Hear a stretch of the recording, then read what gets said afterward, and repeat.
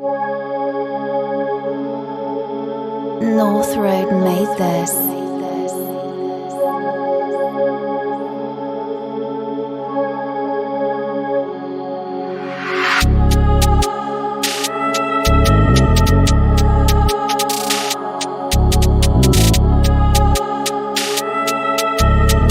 What's good, everybody? Welcome back to Games with BK. This is episode 2.5 of the Clay Brown Senior Dynasty Mode series.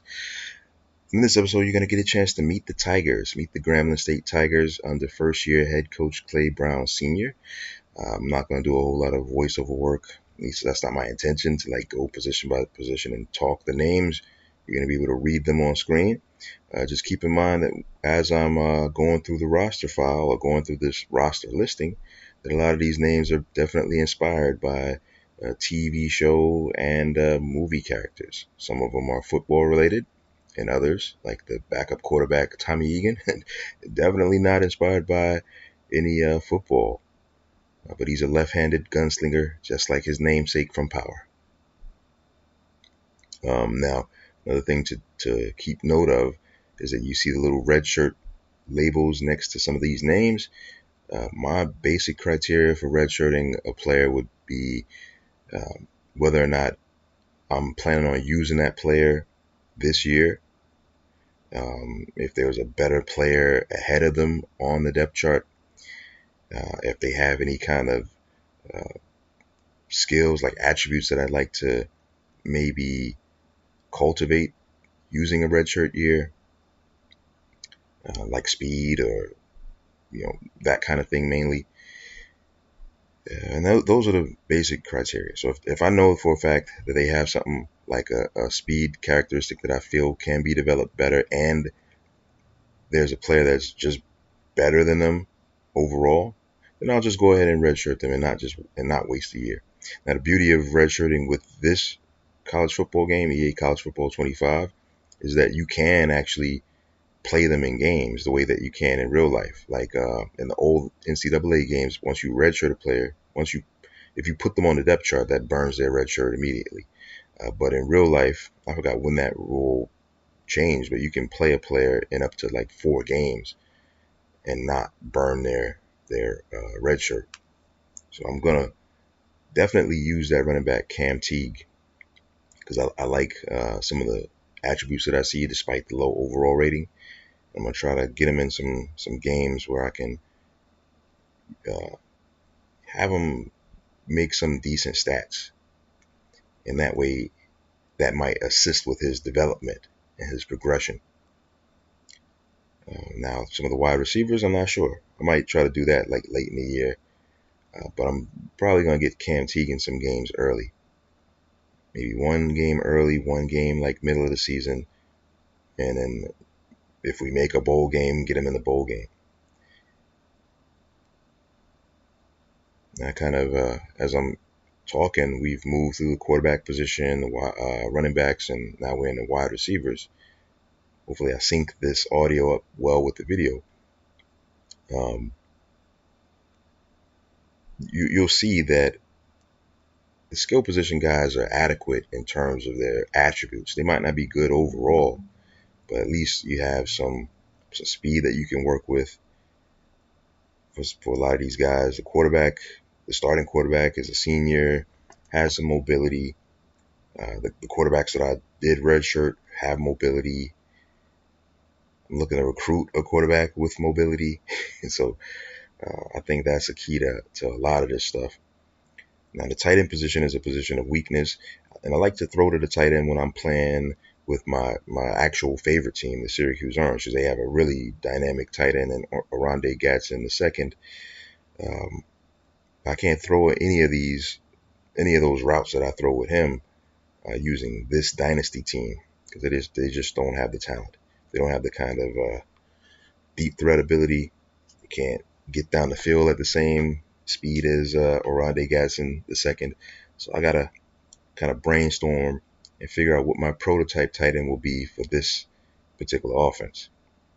Now, if I want to run the football, I'm probably gonna need an inline, old school style blocking tight end.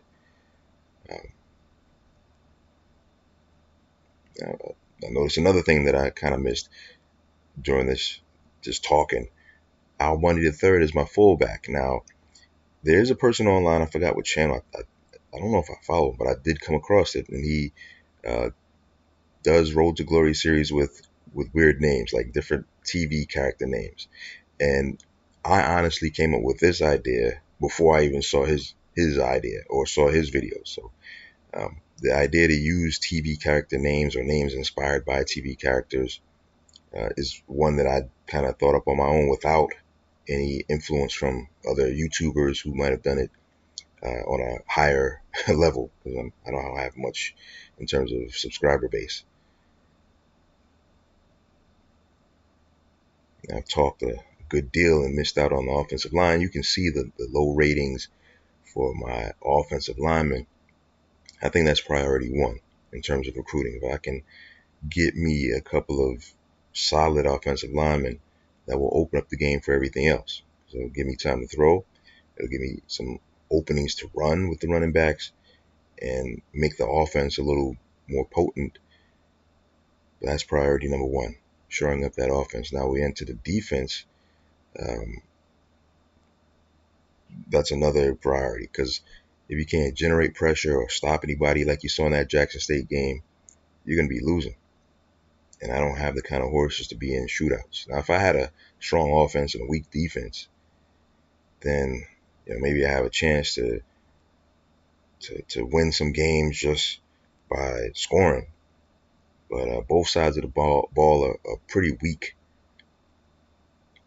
So going against higher caliber talent, I'm going to get washed and run off the field. So I definitely need to get some pressure on the quarterback. So I got to find a couple of pass rushing defensive linemen, maybe a linebacker who can come off the edge. And the tackles got to improve too, because I got to be able to stop the run. You saw that first play of the Jackson State game, and that running back had like a canyon-sized opening and went straight to the house on the first play of the game. That was just egregious.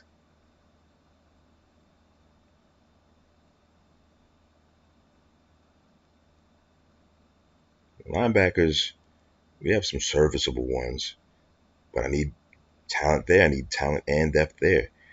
Now, when I recruit, I'm going to try to scout some of the players to know what their overall rating is. And I'll talk a little bit more about that when I get into the 2.75 episode, which is the first recruiting episode. But I need to be able to compete in the modern era of college football with these multiple wide receiver sets, these multi-dimensional running backs who can be split out wide. I got to have the kind of speed on the defense to combat that. So that will definitely influence how I recruit. I mean, the caveat is that I'm able to recruit the players with that kind of talent, because I'm still a bad school at this point.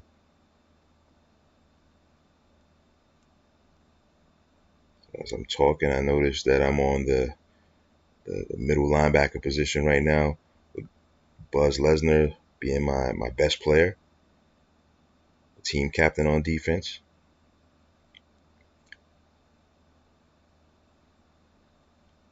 Moving through the outside linebackers. Another thing to take note of on these screens as I'm scrolling are the deal breakers. Now, there might be some players who you see on this roster who might just transfer because I'm not living up to whatever their expectations are. And that might open doors for me to possibly get some talent in the transfer portal where I can't recruit. So the cornerback position, speed is a priority. Speed is definitely a priority with all the multiple wide receiver sets and these lightning fast receivers, and you got to be able to cover these guys, or at least stay step for step with them in a foot race. And as it stands right now, we ain't got a whole lot of that in our secondary. I didn't redshirt DeMarvin Holland because of his speed, and I feel like he can contribute early, and I feel like he can contribute on special teams.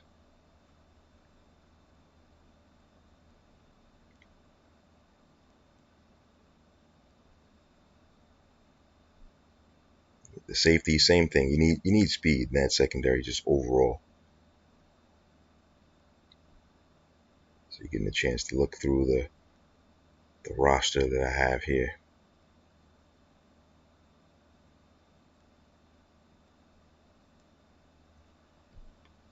Safeties and corners. Safeties and corners. I need to be able to address that position.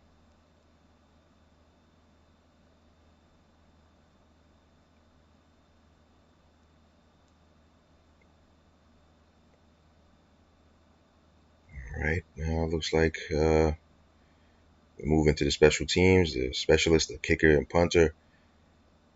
Positions that people usually overlook because we don't really care about that. We care about the glamour, the skill positions, maybe defense.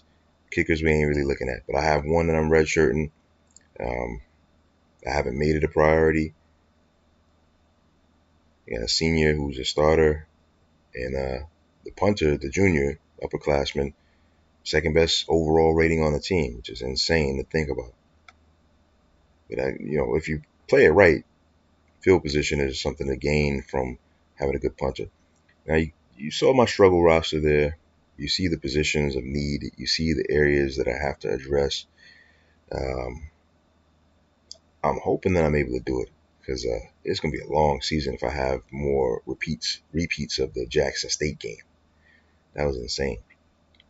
So I'm gonna close out by just saying if you recognize any of these names, just go in the comment section and just point out the movie or the TV show that you saw them in. Now I got the Clay Sounds ad here. I was gonna do a voiceover for it. Maybe next time because as I'm recording this, I'm kind of low energy right now, a little laid back. So you see the little Clay Sounds advertisement that I made for Coach Clay Brown.